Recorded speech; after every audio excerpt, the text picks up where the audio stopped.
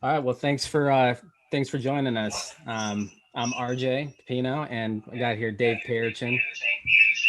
We're with the Cream, and so we're going to be doing more of these videos weekly where we're analyzing a deal that we just recently closed on. Um, this one is actually in Pickerington, and so there's a lot of cool things that we want to show you about this deal. We've had to actually switch our exit strategy in the middle of this purchase, but we'll show you the numbers for you guys on IG Live. You can see kind of a little bit of what's going on. Um, but as far as if you're on Facebook, you would actually be able to see the screen because we're also on Zoom. So let's get right to it. I know everyone's got stuff to do. It's 3:44 on Friday. Some of you guys are getting ready to go to happy hour. So thanks for joining us. But we're going to get right into it and talk about Stowe, a deal that we purchased.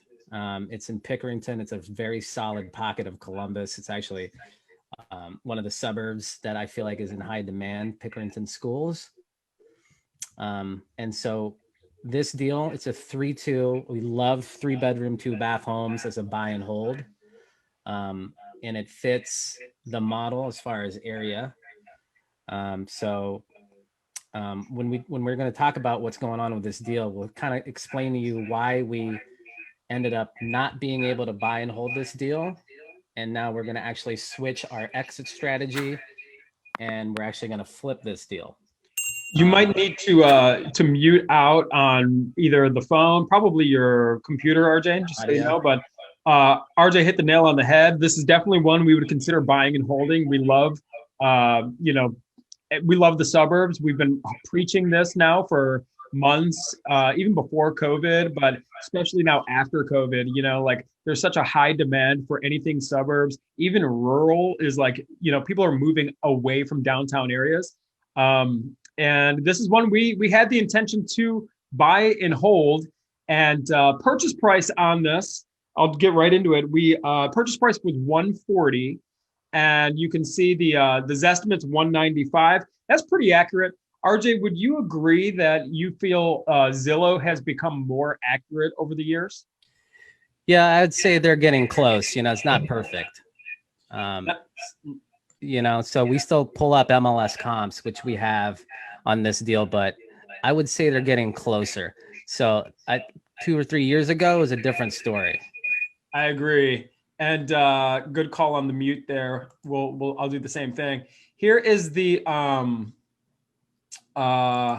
the CMA. So the way we look at any deal is, number one, we pull it up on the county auditor's site. This is not Franklin County, where Columbus is Franklin County. This is actually Fairfield County. And we just kind of confirm. So, Zillow right here is showing you that it is a 3-2, 1231 square feet. We just want to confirm that, with the auditor site, because this is, the gospel, right? This is the truth here. 3-2, 1231 square feet. Cool. That checks out. So that's our property. And then we do MLS comps. I found, and I'm sure RJ can agree, that the most accurate comparables are going to come from the multiple listing service. And I myself I hold a real estate license, and we all have MLS access. So, this one is prepared by our operations manager, Ms. Janine Coons. And you can see the comps kind of check out, 199 across the board. We know what we're getting into. And then we also want to make sure we're comparing apples to apples. So we look at the structure and style of the property. And as you can see, it's basically the same thing. So once we are, kind of confirming values, now we need to kind of look at the rehab. And again, our plan here was to buy this property, rehab the property, and then refinance it. But the lending program that we were going to use changed. And we thought we were going to be able to borrow and refinance above 75% LTV. But that program changed. And now, basically, for what we bought this property for, I'm going to let RJ to get into the rehab. But the total amount we borrowed was 152. So that puts us above 75%. So immediately, when things change, that's why you got to buy good deals and have equity. So now we're just going to go ahead, turn this property and turn it into a flip and still generate revenue as a company. So I'm going to pull up the pictures here, RJ, mute myself out, and want you share more about the rehab and what we're seeing. Yeah, so if you can just go through the pictures, what we found is that this deal did not need a lot of heavy lifting, and as you can see, the condition's pretty good. So the carpets obviously need to go, and what's in good condition are the cabinets, the appliances. We got lucky. The appliances, if they work and they're newer, we're going to keep them. But if not, then we would just get a new appliance package. But it didn't, in our eyes. I think we could probably just do a really nice paint job and get the carpets out and put LVP flooring and go with our beige and white design because of what you see. There's a lot of like wood trim. And based on the comps that we found in the area, I think we have a pretty solid, strategy to put this on the MLS and sell it to somebody that wants to live there and do, like the weekend rehab. We call that wholetailing. It's a mixture of selling something below the market where you're doing just enough to knock the ugly off, make it smell really good, get all of the mechanicals working. And we're lucky here. There's Walker, our acquisitions guy. We got lucky here, and the mechanicals are all intact and they're fairly newer. The roof is good. So what we're going to do here, like I was saying, is knocking the ugly off, getting all that carpet out. We're going to paint it. And then we're also going to replace the garage door. The garage door is a little hit, and then paint the exterior on just some of the trim outside of the house. Could use it up a little bit of some paint, and everything else we're going to clean it out. I anticipate this selling probably within like a couple weeks, because number one, we're in a solid pocket of Columbus. It's Pickerington, so we're in Pickerington schools. It's in high demand, and we have a solid house here. It doesn't need that much work. I agree. So, let's take a look at the CMA. You can see days on market. I mean, you nailed that one. It's going to sell fast, so people want to be in the suburbs. But anyway, the moral of this story is like, hey, we thought we were going to be able to refinance this property with a bank. We do that all the time. But some things changed, and we have other refis going on. Things are always moving and shaking. Sorry for the noise. We got a thunderstorm going on outside. I don't know if you hear it or not, but basically, yeah, I mean, things change. So make sure you're buying good deals and have multiple exit strategies to keep yourself and especially your private lenders safe.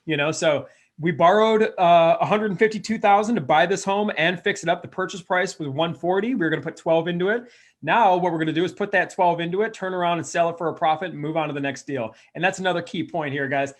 There's no emotion in this business or any business. One of our mentors and friends, Steve, said, you do this business long enough and it's going to make you desensitized. Right. But yeah, this is it's a great example, great area. This is going to be hitting the market here real soon. And we will be able to generate a profit here. So Mr. Pepino, bring us home, brother. Yeah. So, we're going to be all into this for like 152. We're anticipating a sell price closer to the 200 mark, and let's see what happens. I feel strong about that because what we're looking at are some of the ones that sold for that 200, 205, 210. It wasn't fancy at all, right? If we were going to, put in granite and make it a whole new, house, probably get closer to 230 or so in that pocket. The other thing that we also want to look at is like, how much can we put into a deal to get cash back, and we don't want to have our money tied up. So if we're going to rehab this, I would think we're going to be in and out of this for probably like 7 days or so. Not lots of rehab here. And worst case scenario, if we don't sell it, we can still rent it out. So that's what's going on in this deal. It looks like we have some questions, Dave. I'm gonna address the questions. Sure. And then we could wrap this up. But so Sure. we got a question from Rich, and Rich is asking, how do we find our private lenders? And Dave, I know you just got a couple calls with 2 private lenders today. So why don't you take that question on? Absolutely. I did 2 today. And really what it comes down to, first and foremost, is relationships, human capital. When RJ and I first got started, we were borrowing extremely expensive money, giving up 50% of the profit. When you're first starting out, I mean, you got to pay to play. So sometimes I find new people who, they're like, oh, I'm not paying 12%. I'm not paying points. I'm not giving up any equity. Well, it's like, well, then you're not going to be able to get in the game. So when RJ and I first started out, I mean, we were borrowing from people and giving 50% of the equity up. And then you build a track record and build credibility. But as far as finding someone who has money, it's absolutely more easy now than ever before. The stock market's volatile, and a lot of people have 401ks, and you can actually help people borrow money from their 401k. I think the rate they got to pay themselves back is like 5%. But people can, borrow against their 401k and lend you the money there. You'd be surprised. I mean, there is a endless ocean of capital out there. A lot of people have money. A lot of people don't trust the stock market. And it's really easy just to structure a deal. It's an easy sell because when you're borrowing from a private lender, you're going to give them a first lien position, a first mortgage or deed of trust, if that's how your state operates. And, the lender is extremely secure. And then from there, it's just like kind of your track record is going to play a big part. And if you're still building up your track record, don't be afraid to pay, double-digit interest and give some points and give a piece of the equity, because you got to pay to play. You got to earn your stripes. And you'll see as you get better, the cost of money will come down. But make a good presentation. Let the numbers do the talking. And if it's just not a great deal and people aren't really that excited about it, you probably shouldn't be doing the deal. Wait, hang back, be conservative. But just like we showed you on this particular video, the numbers speak for themselves. It's worth 195. We got it for 140. The lender secured with a first position note and mortgage.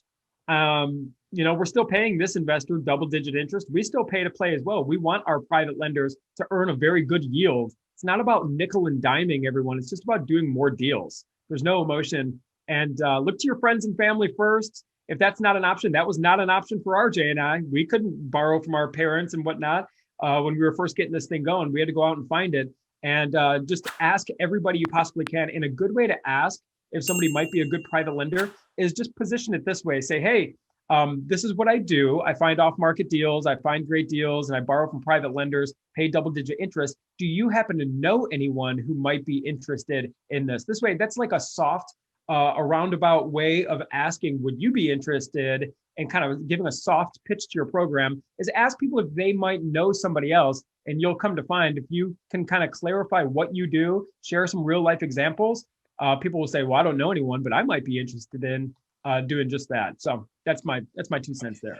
That's awesome. That's how we got our first lender. Was we went into our phone, right? Got the phone, we picked up the phone and made phone calls, and we had a lender out in Arizona, and they're probably watching this right now. So thanks, guys. We appreciate you. Here's another question. I'm not understanding this. NOGS NOG season. Are you guys making an example out of property that you're actually buying? Yeah, we actually bought this property. So this is a live deal that we bought it. We closed on it. And we're starting the rehab, I think Monday or Tuesday. Let's see. That is pretty much it. So yeah, we'll be doing a lot more videos like this on Fridays where we're going to analyze deals. Sometimes it's going to be, maybe just one, maybe there's going to be 2 or 3. Sometimes it's going to be a bigger deal. We bought packages of homes before. We have a really big package in contract right now. So maybe we'll analyze that on the next call, but appreciate you guys. If you guys aren't following Dave, it's at the real Dave P. He's also on Facebook. And then obviously, if you guys are watching this, thank you for joining us live here. Comment, like, share this with your friends. Hopefully this added value to your Friday, and have a good weekend. Anything else, Dave? Nope. Have a great Friday. Great weekend, everybody. See ya.